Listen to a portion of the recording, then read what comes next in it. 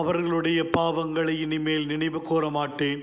இரக்கம் நிறைந்த தெய்வமே, எமது இரக்கம் அணைகடந்த விதத்தில் பொங்கி வழிகிறது. மனம் திருந்துதலோடு எந்த பாவிக்கும் மது இரக்கமும் மன்னிப்பும் என்றும் நிச்சயம். பாவியான பெண் பாவத்தோடு வருகிறாள். எல்லோரும் அவளின் பாவத்தை பார்த்த வேளையில் நீர் அவள் பாவத்தை நினைவு கூறவில்லை. விபச்சாரத்தில் பிடிபட்ட பெண் அவளின் பாவத்திற்காக கல்லால் எறிய துணிந்த நேரத்தில் நீர் அவள் பாவத்தை நினைவு கூறவில்லை. பாவியோடு தங்குவதற்கு போகிறாரே என்று சக்கேயுவின் பாவத்தை சுட்டி காட்டின நேரத்தில் அவர் வீட்டில் உணவருந்து நீர். ஊதாரி மைந்தன் ஊமையில் தந்தை இளைய மகனின் பாவத்தை நினைவு கூறாமல் இருந்தார். நல்ல கள்வன் கொடூரமான பாவங்களை நீ நினைவு கூறாமல் வான் வீட்டை சொந்தமாக தந்தீர். உம் நல்ல மனதை எங்களுக்கும் தாரும்.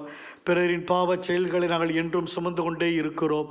அவர் என்னை இப்படி பேசினார், திட்டினார், சந்தேகப்பட்டார், துன்புறுத்தினார், கடிந்து கொண்டார், துரோகம் செய்தார் என்று நாங்கள் பேசிக்கொண்டே இருக்கிறோம். அவர்கள் மனம் திரும்பி நல்ல வாழ்வு வாழ்ந்தாலும் அவர்களின் குற்றங்கள் தான் எங்கள் கண்முன் இருக்கின்றன. உறவுகளை இழந்து போகின்றோம்.